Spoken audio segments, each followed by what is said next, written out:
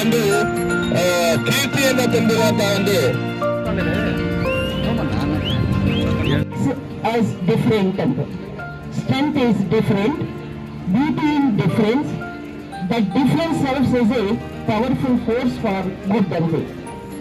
ಯಾಕೆ ಈ ವಿಷಯವನ್ನ ಪ್ರಸ್ತಾಪ ಮಾಡ್ತಾ ಇದ್ದೀವಿ ಅಂತಂದ್ರೆ ವಿದ್ಯಾರ್ಥಿಗಳು, ಪ್ಯಾರಾ ಒಲಿಂಪಿಕ್ ಅಲ್ಲಿ ನಾವು ಈಗಾಗಲೇ 29 ಮೆಡಲ್ಸ್ ಅನ್ನ ಪಡ್ಕೊಂಡಿದ್ದೀವಿ ಅಂತಂದ್ರೆ ನಿಜವಾಗ್ಲೂ ನಮ್ಮ ಭಾರತ ದೇಶದ ಡಿಸಬಿಲಿಟಿ ಆಗಿರುವಂತಹ ಆಟಗಾರರಿಂದ ನಮಗೆ ಲಾಸ್ಟ್ ಇಯರ್ಗಿನ್ನ ಹಿಂದಿನ ಒಂದು ಪ್ಯಾರಾ ಒಲಿಂಪಿಕ್ಸ್ಗೂ ಮತ್ತು ಈ ವರ್ಷದ ಪ್ಯಾರಾ ಒಲಿಂಪಿಕ್ಸ್ಗೂ 10 ಮೆಡಲ್ಸ್ ಅನ್ನು ಹೆಚ್ಚಾಗಿ ಪಡ್ಕೊಂಡು ನಮ್ಮ ದೇಶಕ್ಕೆ ಕೊಡುಗೆಯಾಗಿ ಡಿಸಬಿಲಿಟಿ ಕ್ರೀಡಾಪಟುಗಳು ನೀಡಿದ್ದಾರೆ ಅಂತಂದ್ರೆ ನಿಜವಾಗಲೂ ನಮ್ಮ ದೇಶ ಒಂದು ದಿಕ್ಕಿನಲ್ಲಿ ಪ್ರಗತಿ ಹೊಂದುತ್ತಾ ಇದೆ ಅಂತ ನಾವು ಹೆಮ್ಮೆ ಪಡಬೇಕಾಗಿದೆ.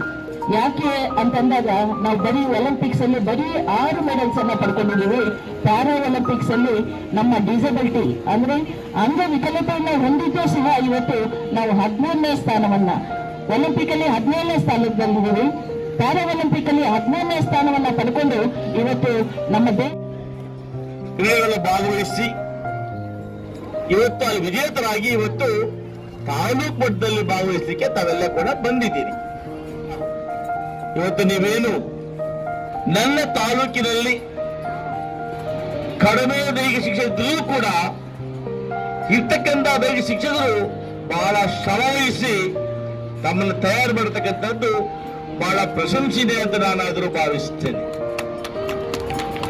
ಮಕ್ಕಳು ಇವತ್ತು ಗ್ರಾಮೀಣ ಭಾಗದ ಶಾಲೆ, ಆ ಶಾಲೆಯಲ್ಲಿ ಇವತ್ತು ನೀವು ರಾಷ್ಟ್ರ ಮಟ್ಟಕ್ಕೆ ಹೋಗಿದ್ದೀರಿ ಅಂದ್ರೆ ಬಹುಶಃ ನಮ್ಮ ತಾಲೂಕಿಗೆ ಒಂದು ಕೀರ್ತಿ ಅಂತ ನಾನಾದ್ರೂ ಭಾವಿಸ್ತೇನೆ.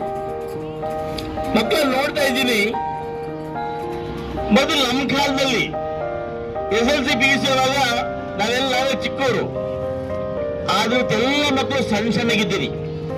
ನನಗನಿಸ್ತದೆ ಸರ್ಕಾರಿ ಶಾಲೆಯಲ್ಲಿ ಬಿಸಿಯೂಟ ಕೊಡ್ತಾ ಇದ್ದೀವಿ, ನಿಮ್ಗೆ ಹಾಕದೆ ಮೇಷ ತಿದ್ಕೊಂಡ್ಬಿಡ್ತಾರೇನೋ ಅಲ್ಲ ಮಕ್ಕಳ? ನಿಮಗೆ ಕೊಡ್ತಾರ? ಒಟ್ಟು ನಿಮ್ಗೆ ಯಾರು ತಪ್ಪಾಗಿಲ್ಲ. ನಾನು ನೋಡಿದೆ, ಈಗ ಎಲ್ಲ ನೋಡಿದ್ರು ಕೂಡ ಬಹಳ ಸಣ್ಣ ಸಣ್ಣಗಿದ್ದೀರಿ. ಹಾಗಾದ್ರೆ ಮಕ್ಕಳೇ, ನಿಮಗೆ ದಪ್ಪ ಒಂದೇ ಮುಖ್ಯ ಅಲ್ಲ, ಶಕ್ತಿನೂ ಬೇಕು ಅಲ್ವಾ? ಶಕ್ತಿ ಏನ್ ಮಾಡ್ಬೇಕು?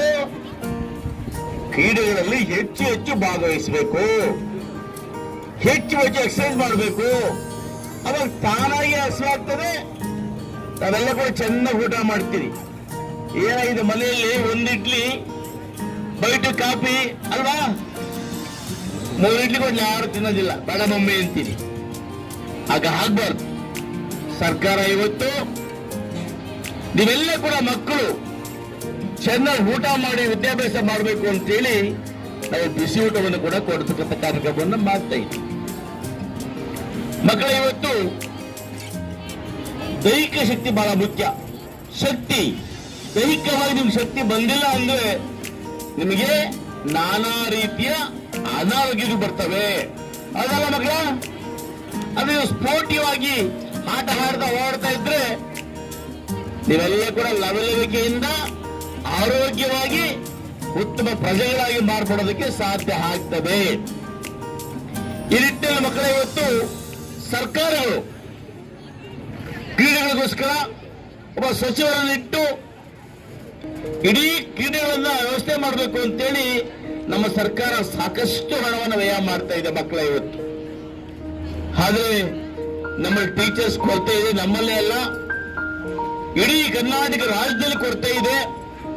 ಅದಕ್ಕೆ ಹೀಗೆ ಮಾಡಿದ ನಮ್ಮ ಸರ್ಕಾರ 12,500 ಶಿಕ್ಷಕರ ನೇಮಕ ಮಾಡಿಕೊಳ್ಳಿಕ್ಕೆ ಪ್ರಸ್ತಾವನೆಯನ್ನ ಮುಂದಿಟ್ಟು ಆ ಒಂದು ಪ್ರಗತಿಯಲ್ಲಿದ್ದೇವೆ ನಾವು.